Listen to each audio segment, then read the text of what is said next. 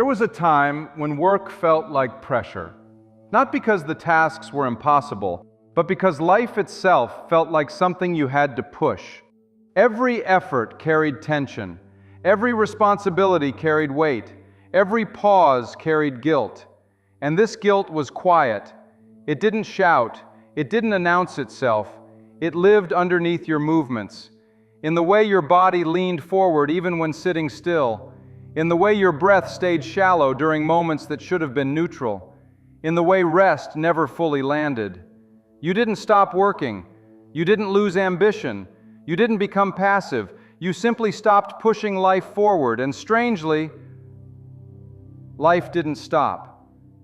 That realization is subtle, almost unsettling, because most people are taught, directly or indirectly, that movement only exists because of force, that progress is the result of pressure, that stability is earned through tension, that rest must be justified by exhaustion. So when you stop pushing and nothing collapses, the mind doesn't celebrate. It pauses, it looks around, it waits for consequence, but none comes. And that's when the deeper shift begins, because what you discover is not that life responds to effort, but that life responds to coherence. Stay with me until the very end, because what you'll understand then is why work was never meant to feel like resistance. Most people don't realize they are pushing life. They call it ambition. They call it discipline. They call it responsibility. And on the surface, those words seem healthy, respectable, even admirable. But underneath them lives a constant internal force, a bracing, a tightening, a readiness for impact that never fully relaxes. It's the sensation that if you don't keep applying pressure, everything will fall apart. Not just the work, not just the structure, you. This is not work ethic. This is identity mistrust. Because when identity is unstable, work becomes more than participation. It becomes compensation. You push to prove you're moving. You push to feel in control. You push to quiet the fear that stopping will expose something unfinished, unworthy, or unsafe. So work becomes heavy, not because of volume, but because of friction. Friction between who you are and who you believe you must be to survive. Neville Goddard never spoke of effort as virtue. He spoke of naturalness. Because when something is natural, it doesn't require supervision. It doesn't require forcing. It sustains itself. Think about how you breathe. You don't push air in and out.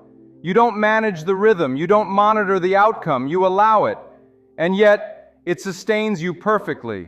Work was meant to function the same way, as participation, not pressure, as expression, not compensation, as response, not resistance. But when identity is split, nothing feels natural. Even simple tasks carry tension. Even success feels fragile, because pushing life is not about effort, it's about fear of stillness. Stillness feels dangerous to a divided identity, because in stillness, there is no distraction from the question, am I enough without effort? So movement becomes compulsive, not inspired, compulsive. What if the exhaustion you feel from work has nothing to do with how much you do, but with how much you resist while doing it? Look back at a moment when work drained you. Not because it was difficult, but because it felt heavy. The kind of heaviness that doesn't come from complexity, but from internal friction. You may notice something now. The heaviness wasn't in the task, it was in the relationship. You were asking work to secure you, to justify you, to stabilize you, and work cannot do that. No role, no title, no paycheck. So the body stayed tense, the mind stayed alert, the nervous system stayed activated. This is why burnout often appears even when things are going well. Burnout is not always the result of excess work. It is the result of working while divided. One part of you doing the task, another part monitoring outcomes, another part worrying about the future, another part measuring worth.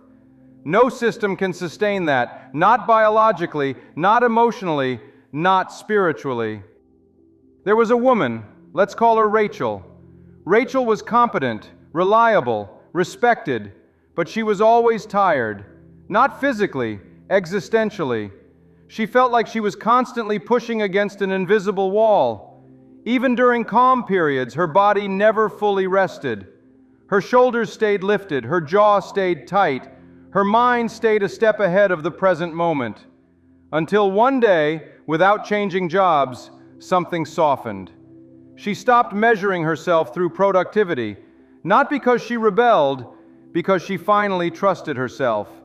She didn't become careless, she became present. Later she said, "I still work, I just don't lean into life anymore." That was the moment work stopped costing her nervous system. Pause here for a breath. If you felt this shift, where work no longer feels like a fight, leave a simple declaration in the comments, "I don't push life." Then let's continue.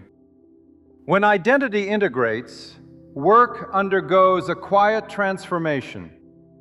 Not the kind people notice immediately. Not the kind that earns praise. The kind that feels internal. You don't need to convince yourself to start. You don't need to hype yourself up. You don't negotiate with motivation. You simply respond. This response is subtle. It doesn't feel heroic. It doesn't feel urgent. It feels appropriate. Work stops being personal, not cold, impersonal. It becomes situational rather than existential. You answer what appears. You engage where there is resonance. You rest when there is completion. And for the first time, rest doesn't feel like a threat.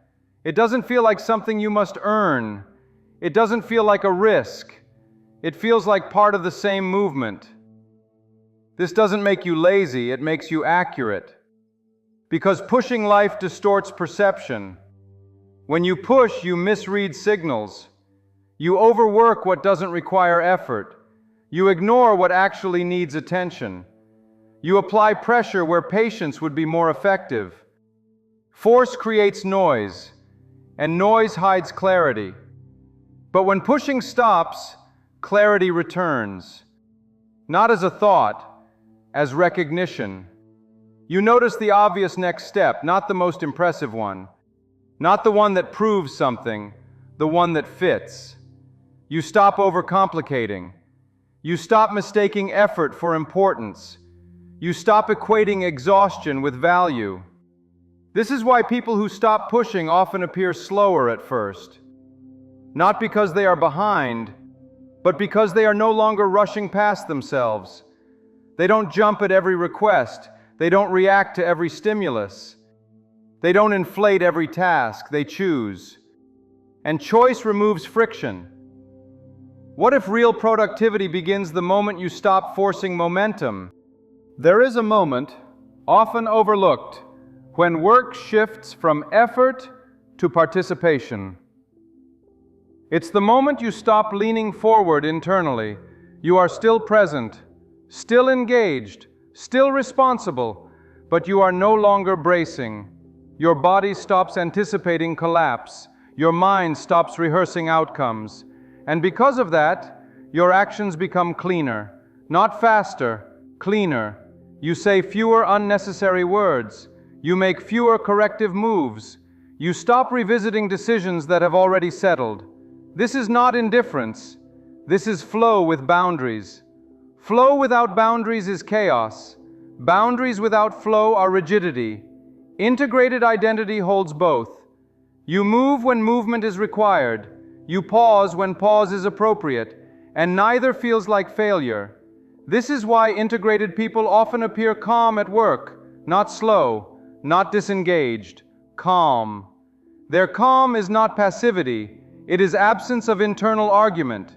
They are not rushing the process. They are not hovering over results. They are not bargaining with time. They trust sequence, and trust removes friction. You may notice this first in how decisions happen at work now. They feel quieter, less emotional, less defended. You don't build a case inside your head before acting. You act, and move on. You no longer replay conversations as often.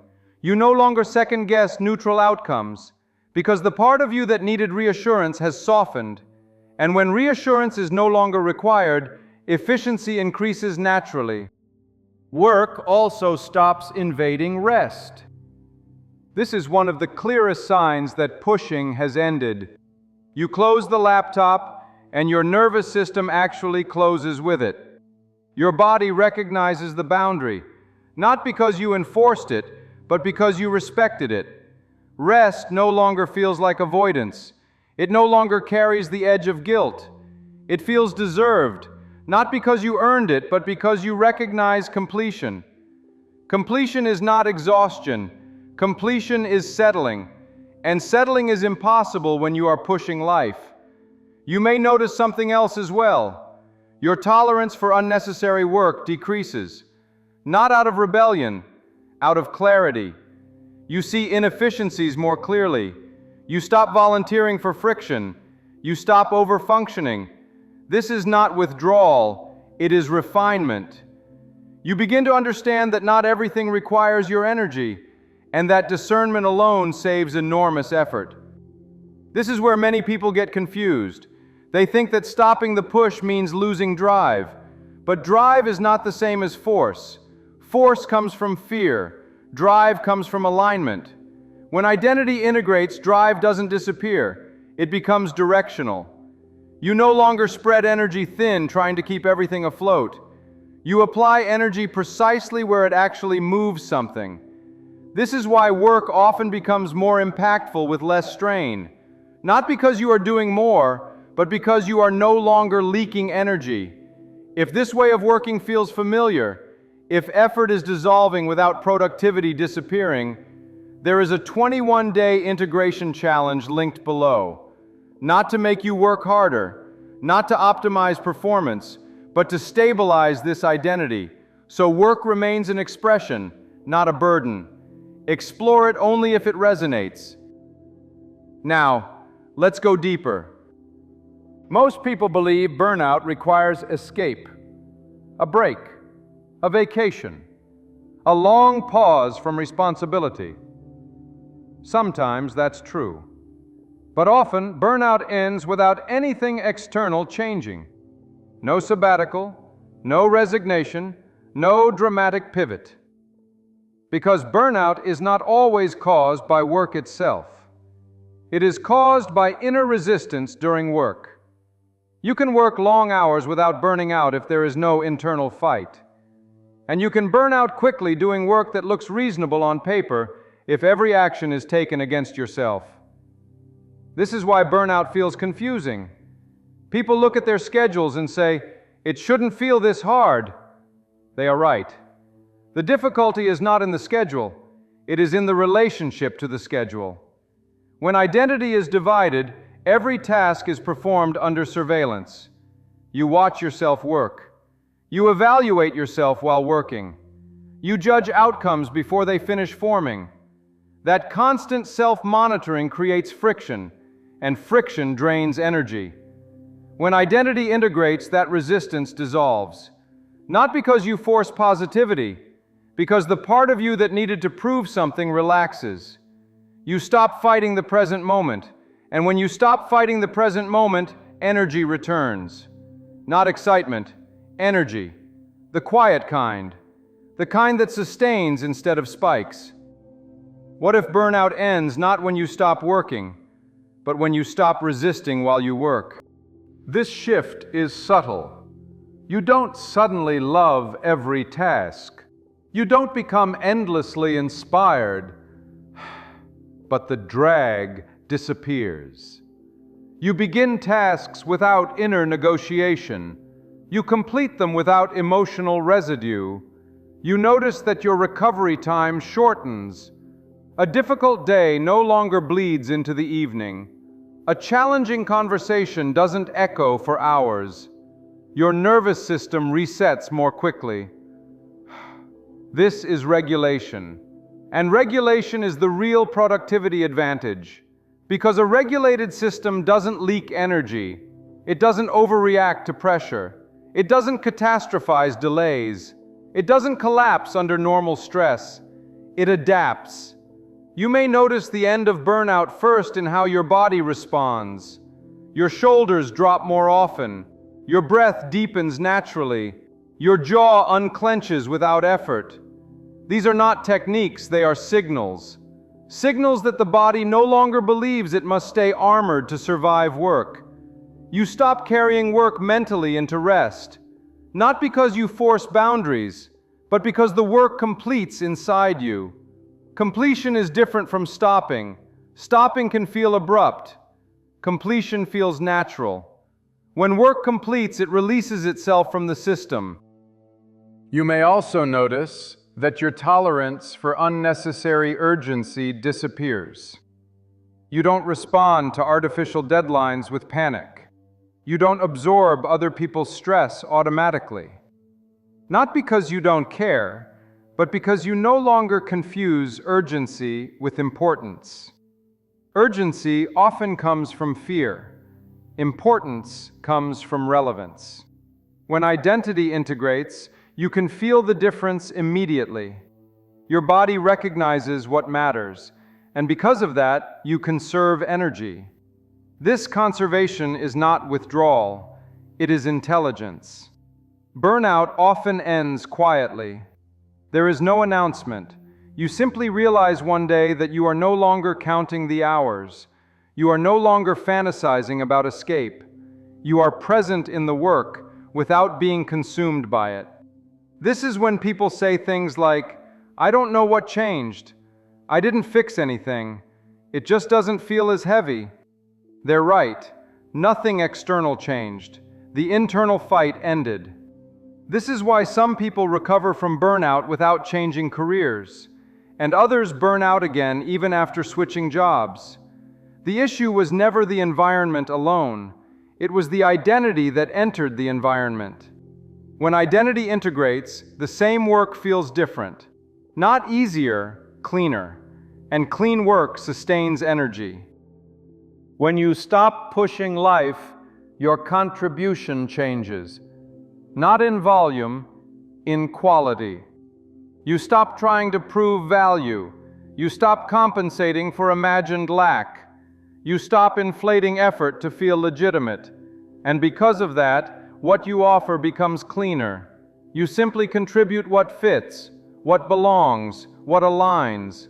This is where many people become confused. They expect contribution to feel active, even aggressive. They believe that if they are not pushing, they are not adding value. But value does not come from force, it comes from coherence. When your inner state is coherent, your actions carry weight without strain. They land, they register, they don't need explanation. This is why integrated people often appear quietly influential, not loud, not dominant, effective, because their actions are not distorted by fear. They are precise, they are timely, they are proportionate. This is what Neville meant by natural action. Action that follows assumption, not action that tries to create it. What if your most valuable work comes from coherence, not effort? Effort tries to convince. Coherence doesn't. Effort explains itself. Coherence speaks through results. When you stop pushing life, you also stop overselling yourself. You no longer feel the need to justify your presence. You don't fill space unnecessarily. You don't overpromise. You don't perform urgency. You show up, and that's enough. This changes how others respond to you. People feel less pressured around you. Conversations become more direct. Decisions happen faster. Because you are not adding noise, you are adding clarity. This shift often surprises people. They expect that if they stop pushing, they will be overlooked. But the opposite tends to happen, because when effort leaves, attention sharpens. You notice where your contribution matters most. You stop wasting energy where it doesn't. This creates a natural boundary, not defensive, selective. And selection is what makes contribution meaningful. You may notice that you speak less, but say more. You act less, but accomplish more. Not because you are trying to optimize, because resistance is gone, and resistance was the tax you didn't know you were paying. There is also a deep relief here, because when you stop pushing life, you stop trying to be indispensable. You no longer need to hold everything together. You trust the structure. And trust removes the compulsion to control. This is not detachment, it is maturity. The recognition that contribution does not require self-erasure. You do not need to exhaust yourself to be valuable. You do not need to suffer to be relevant. Those beliefs belong to an older identity that equated struggle with worth. When that identity integrates, contribution becomes lighter. You may notice that people respond differently to your work, not with more praise, but with more ease. They don't feel managed. They don't feel rushed. They feel met. And being met is rare. It creates trust. Trust creates momentum. Momentum without force. This is also where creativity changes. It no longer feels pressured. You don't mine ideas. You receive them. You don't force output. You respond to what wants to move. Creativity becomes relational, a conversation with life instead of a demand placed on it. You may notice fewer big pushes, but more continuity. Your work life becomes steadier, less dramatic, less cyclical, because you are no longer oscillating between over-effort and collapse. You are moving at a sustainable pace, and sustainability is not boring, it is powerful. Here is the truth that was promised at the beginning. Life was never meant to be pushed. Pushing was the behavior of a divided identity, an identity that didn't trust itself to be held by reality, an identity that believed momentum was fragile, an identity that felt it had to lean forward constantly to stay afloat. When identity integrates, that posture relaxes. Effort softens, not because you stop caring, but because you stop fighting. Work becomes movement, not resistance, and movement does not exhaust, it carries. This is the part most people misunderstand. They think exhaustion comes from doing too much, but exhaustion more often comes from doing against timing, against rhythm, against yourself. When you stop pushing life, you stop doing against. You begin doing with the moment, with the body, with what is actually required, not imagined. And that cooperation changes everything. You may notice that life responds differently now, not dramatically, not instantly, but consistently.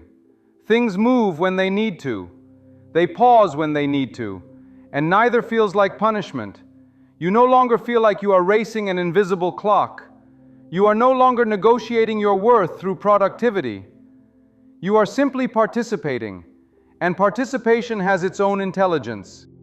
There is a deep safety in this. Not the safety of certainty, but the safety of alignment. You trust that if something needs effort, you will feel it. And if something doesn't, you won't manufacture pressure to justify your existence. This trust removes anxiety at its root, because anxiety was never about the work. It was about mistrust of life. This is why, when pushing ends, nothing collapses. The feared outcome never arrives. Life does not punish you for relaxing. It responds to coherence, and coherence is sustainable. You may also notice that your relationship with ambition changes. Ambition no longer feels sharp. It feels directional. You still want to grow. You still want to contribute. You still want to create. But you no longer chase expansion as proof of worth. Expansion becomes a byproduct, not a demand. And because it is no longer demanded, it arrives with less friction. This is the maturity Neville pointed toward when he spoke of naturalness. Naturalness is not passivity. It is alignment without struggle. It is movement without self-opposition. It is action that does not cost identity. If your work life feels quieter now, less dramatic, less urgent, that is not complacency. That is regulation. And regulation is not the absence of energy. It is energy that is no longer wasted. From regulation, growth happens without collapse. Consistency appears without discipline. You show up because it fits, not because you're afraid not to. This is also where peace enters work, not as an achievement, as a baseline. Peace is not something you earn after the work is done. Peace appears when work is no longer used to negotiate safety. And when peace becomes baseline, everything reorganizes around it. If this way of working resonates, if you recognize yourself in this quieter movement, stay aligned, not by doing more, but by choosing environments that don't demand you push to belong, environments that respect rhythm, that don't reward burnout, that don't confuse pressure with value. Subscribing here is not about work tips. It's about staying near a way of living where effort is no longer the price of existence, where work does not consume identity, where life does not require force. Because from here on, life doesn't need your pressure. It responds to your coherence. And coherence is something you no longer have to prove.